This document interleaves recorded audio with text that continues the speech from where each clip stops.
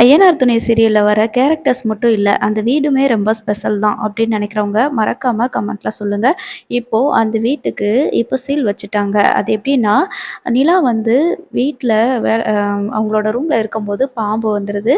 So already இப்போ சோழன் என்ன சொல்றாங்க அப்படின்னா, வீட்ல வந்து எந்நேரம் என்ன வரும்னு தெரியாது. நம்ம எல்லாத்தையுமே சரி பண்ணுவோம். வீட்ல இப்போ ஒரு பொம்பள பிள்ளை இருக்குது இல்லையா? அப்ப வீடு சரி பண்ணி தானே ஆகணும் அப்படின்னு சொல்லிட்டு எல்லாமே பேட்ச் ஒர்க் அங்கங்க இருக்கிறது எல்லாத்தையுமே வந்துட்டு எடுத்து ரெடி பண்ணிட்டுருக்குறாங்க. அந்த நேரம் ஏற்கனவே இந்த வீட்டுக்கு பெயிண்ட் அடிக்கணும் அப்படின்னு சொன்னா கூட விட மாட்டாங்க இல்லையா? கோர்ட்ல கேஸ் நடந்துட்டுருக்கும்போது, இங்க வந்து எந்த வீட்ல இருந்து எதையுமே வந்துட்டு பண்ணக்கூடாது அப்படின்னு சொல்லிட்டு ஸ்டே ஆர்டர் வாங்கிர்றாங்க. அதாவது நம்ம சேரண்ணனோட பெரியப்பாவும், அத்தையும் வந்து இந்த மாரி பேசி என்ன பண்ணிர்றாங்கன்னா, போலீஸோட வந்து அந்த வீட்டையே சீல் வச்சுர்றாங்க. இது நம்ம பார்த்தோம். ஏன்னா கோர்ட் ஆர்டர் அதுதான். கோர்ட்ல கேஸ் நடந்துட்டுருக்குது. இந்த டயத்துல இத வந்து எதுவுமே பண்ணக்கூடாது அப்படின்னு சொல்லிட்டு, அப்போ சேரன் வந்து சொல்றாங்க, "இல்ல இந்த வீட்டுக்கு வந்து பாம்புலாம் வருது. அதனால தான் நாங்க இத வந்து கொஞ்சம் சரி பண்ணலாம் அப்படின்னு நெனச்சோம்." அப்படின்னு சொல்லி சொல்றாங்க. "அதெல்லாம் கிடையாது. பாம்பு வருது, அது வருது, இது வருதுன்னா இந்த வீட்ட விட்டு நீங்க வேற எங்கேயாவது போய் இருக்க வேண்டியதானே. கோர்ட்ல யாருக்கு தீர்ப்பாகுதோ அதுக்கப்புறம் தான் நீங்க வந்து இங்க இருக்கணும். சரி போனா போகட்டும் பாவம்ன்னு சொல்லிட்டு இவங்க இருக்க வச்சிருக்காங்க." அப்படின்னு சொல்லிட்டு சொல்லிர்றாங்க. ஸோ இதுக்கப்புறம் எதுவுமே பண்ண முடியாது. நீங்க வீட்ட விட்டு காலி பண்ணி தான் ஆகணும் அப்படின்னு சொல்லிர்றாங்க. இப்போ நடேசன் வந்துட்டு, "இப்படி பண்ணிட்டியே பாவி! உனக்கு என்னடா இது பண்ணேன் நானு? நான் பாட்டுக்கு என் பிள்ளைகளோட செவனேன்னு தான்டா இந்த வீட்ல இருந்தேன்." அப்படின்னு சொல்றாங்க. அப்போ நடேசனோட அண்ணன் சொல்றாங்க, "ஆமா, உனக்காக ஒண்ணும் நான் இந்த வீட்ட விடல. இந்த வீட்ல பிள்ளைக இருக்காகளேன்னு சொல்லி தான் இந்த வீட்ல இருந்துட்டு போகட்டும்னு நெனச்சேன். சரி கேஸ் முடியிற வரைக்கும் இருந்தா இருந்துட்டு போகட்டும் அப்படின்னு நெனச்சோம்னா, உங்க இஷ்டத்துக்கு வீட்ல அத கட்டுறது, இத கட்டுறது அப்படி இப்படின்னு என்னென்னமோ பண்ணிட்டுருக்கிறீங்க." அப்படின்னு சொல்லிட்டு வேற வழியே இல்லாம என்ன பண்ணிடுறாங்கன்னா, அந்த வீட்டுக்கு சீல் வச்சுட்டு போயிடுறாங்க. ஸோ, இப்ப அந்த வீட்ல இருக்கவங்க எல்லாருமே வீட்ட விட்டு வெளியேற வேண்டிய நிலைமை இருக்குது.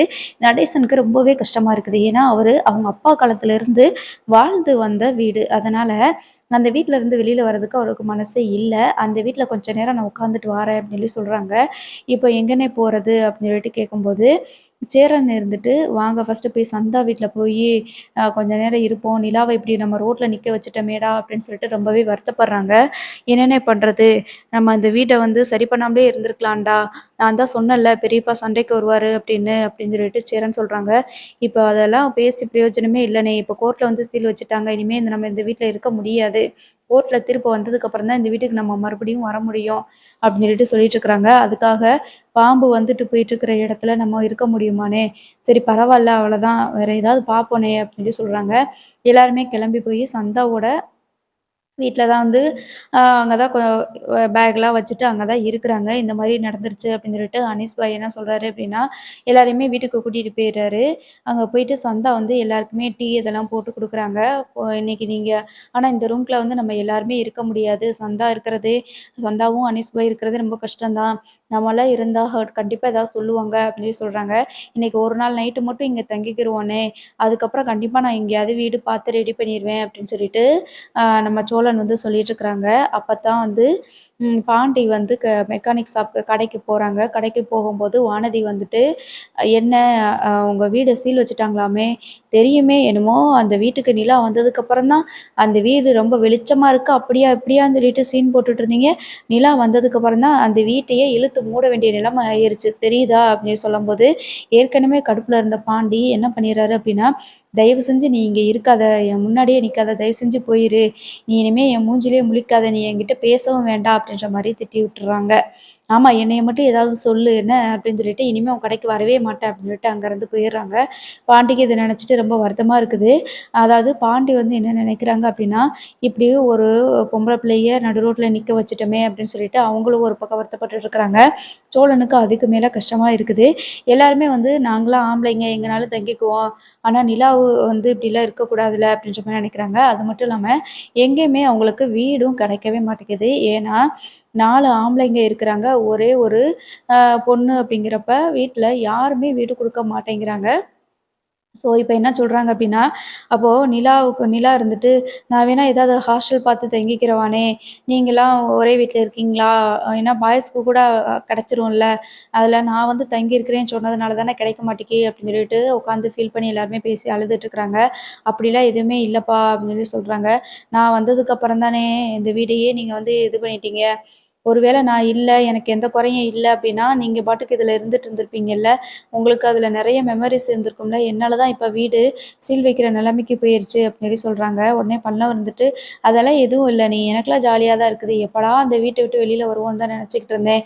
கவலைப்படாதீங்க. நம்ம ஏதாவது ஒரு நல்ல வீடா பார்த்து போயிருவோம்" அப்டின்னு சொல்லி சொல்றாங்க. உடனே சோழன் வந்துட்டு, "நல்ல வீடு தான்டா பார்க்குறோம். ஆனா 4 ஆம்பளை 5 ஆம்பளைங்க இருக்கிறாங்க. அதில நிலா மட்டும் ஒரு ஆளு அப்படின்னு சொல்லி சொன்னா, யாருமே விடமாட்டேங்கிறாங்கடா அப்படின்னு சொல்லிட்டு இருக்கிறாங்க.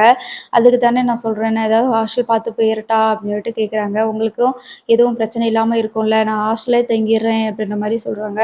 அதெல்லாம் எதுவும் வேண்டாப்பா, நம்ம எல்லாரும் சேர்த்து கண்டிப்பா ஒரு வீடு பார்த்துடலாம், ஒரு வீடு அமையும் அப்படின்னு சொல்லிட்டு இவங்களுக்குள்ள பேசிட்டு ரொம்ப வருத்தப்பட்டுட்டு இருக்கிறாங்க. அப்ப சோழன் இருந்துட்டு அவங்களோட ஓனர் கிட்ட போயிட்டு கேட்குறாரு, இந்த மாரி வீட வந்து சீல் வச்சுட்டாங்க. இப்ப எங்க போறதுன்னு தெரியல அப்படின்னு சொல்லி சொல்லும்போது, சோழன் சொல்றாங்க, நீயும் உன் ஒய்ஃபும் மட்டும் ஒரு வீடு பார்த்து இருங்க. அதுக்கப்புறமா மத்தவங்களுக்கெல்லாம் ஈஸியா தானா வீடு கிடைச்சிரும்ல. இப்பதான் பேச்சுலர்ஸ்க்குலாம் வீடு கிடைக்குதுல்லப்பா அப்படின்னு சொல்லி சொல்றாங்க. இல்ல இல்லண்ணே எங்க குடும்பமா நாங்க இருக்கணும்னு நினைக்கிறோம். உனக்கே தெரியும்லண்ணே. நாங்க எல்லாரும் ஒண்ணா இருக்கணும்னு நினைச்சுக்கிட்டு இருக்கிறோம் அப்படின்னு சொல்லி சொல்றாங்க. என்னப்பா சோலா நீ இப்படி வந்து சொல்ற? அந்த மாதிரி நம்ம ஏரியால எந்த வீடும் அமையவே அமையாது. அதுக்கும் குறிப்பா உங்களுக்குன்னா வீடே தரமாட்டாய்ங்க அப்படின்னு சொல்லி சொல்றாங்க. அதுதானே எனக்கும் ரொம்ப வருத்தமா இருக்குது. இப்போ நிலா என்ன சொல்றாங்கன்னா, "நீங்க எல்லாருமே வந்து ஏதாவது ஒரு பேச்சுலர் ரூம் பார்த்து தங்கிக்கோங்க. நான் எங்கேயாவது ஹாஸ்டல்ல போய் தங்கிக்கிறேன்னு சொல்லுதுண்ணே. இதுக்கான நான் இவ்வளோ கஷ்டப்பட்டேன்." அப்படின்ற மாரி சொல்றாங்க. "என்னப்பா சோலா நீ எதுக்குமே ஒத்து வர மாட்டேங்கிற. ஒண்ணு நீயும் உன் பொண்டாட்டியும் தனியா ஒரு வீடு பார்த்து இருங்க. அப்படின்னா உடனே கிடைச்சிரும். அப்படி இல்லைன்னா, நீங்க இப்படி குடும்பமா இருக்கிறீங்க, ஆம்பளைங்க மட்டும் தங்கி இருக்கிறீங்கன்னா, அந்த பொண்ணு தனியா தான் இருக்க முடியும்." அப்படின்ற மாரி சொல்லிடுறாங்க. ஸோ இப்படி ஒரு சிச்சுவேஷன்ல எப்படியாவது வீடு கிடைக்கணும் அப்படின்னு சொல்லிட்டு எல்லா இடத்துலயும் தேடிட்டு தான் இருக்கிறாங்க. அப்பதான் வந்து சோழனோட ஓனரே வந்துட்டு, "சரி ஒரு வீடு இருக்குது. நான் அவங்கள்ட்ட பேசி பார்க்குறேன்" அப்படின்னு சொல்லி சொல்றாங்க. சரின்னு சொல்லிட்டு அந்த வீட்டு வந்துட்டு வசதி கம்மியா இருந்தாலும் ஓரளவுக்கு ஓகே அப்படின்னு சொல்லிட்டு தான் பிடிச்சிருக்கிறாங்க. அப்ப நிலா வந்து என்ன சொல்றாங்கன்னா, "என்னால தான் உங்களுக்கு எல்லாருக்குமே கஷ்டம். அதனால நான் தனியாவே போயிடுறேன்" அப்படின்னு சொல்லும்போது, "மாத்தி மாத்தி இதே மாதிரி பேசிட்டே இருக்காதீங்க. கண்டிப்பா நமக்கு ஒரு வீடு அமையும்" அப்படின்ற மாரி சொல்றாங்க. அந்த வீட்டு ஓனரு சொல்றேன்னு சொல்லியிருக்கிறாரு. "நம்ம அட்வான்ஸ் மட்டும் ரெடி பண்ணி வச்சுக்குருவோம்" அப்படின்ற மாரி சொல்லியிருக்கிறாங்க. இப்போ அந்த வீடு கிடைச்சிருச்சு அப்படின்னா, நம்ம எல்லாருமே அந்த வீட்டுக்கு போயிறலாம். கொஞ்சம் பொறுமையா இருங்க. எங்க ஓனரு அந்த ஹவுஸ் ஓனர்ட்ட பேசுறேன்னு சொல்லியிருக்கிறாரு. தெரிஞ்சவங்கன்றதுனால சரின்னு ஒத்துக்குவாங்கன்னு நெனைக்கிறேன் அப்படின்னு சொல்லி சொல்றாங்க. பட் அவங்களுக்கு எங்கேயுமே வந்து வீடு கிடைக்காம தான் இருக்குது. இப்ப சோழனோட ஓனர் வந்து நம்ம சோழனுக்கு ஹெல்ப் பண்ணி அந்த வீடு ரெடி பண்ணி குடுப்பாரு. அப்படி இல்ல அப்படின்னா, கண்டிப்பா காயத்ரி மூலமாவது ஏதாவது ஹெல்ப் கிடைக்கும். ஆக மொத்தத்துல இவங்க யாருமே பிரியாம மறுபடியும் எல்லாரும் ஒரே இடத்துல இருந்தா தான் சூப்பரா இருக்கும். குறிப்பா அந்த வீட்ட ரொம்பவே மிஸ் பண்றவங்களுக்கு இது வந்து ரொம்ப கஷ்டமா தான் இருக்கும். ஏன்னா, அந்த வீட்ல தான் நெறைய நினைவுகள் வந்து இருந்திருக்கும். ஸோ, இப்போ வேற வீடு அவங்களுக்கு அமைஞ்சா தான் போச்சு. இல்லன்னா, என்னலாம் ஆகப்போகுதோ அப்படிங்கிறத நம்ம வெயிட் பண்ணி பார்த்து தெரிஞ்சுக்கலாம். ஸோ, கண்டிப்பா அவங்க எல்லாருமே ஒரே வீட்ல தான் இருக்கணும் அப்படின்னு நீங்க நெனச்சீங்கன்னா, மறக்காம நம்ம வீடியோக்கு ஒரு லைக் பண்ணிக்கோங்க. தொடர்ந்து பார்ப்போம் என்ன நடக்குதுன்னு.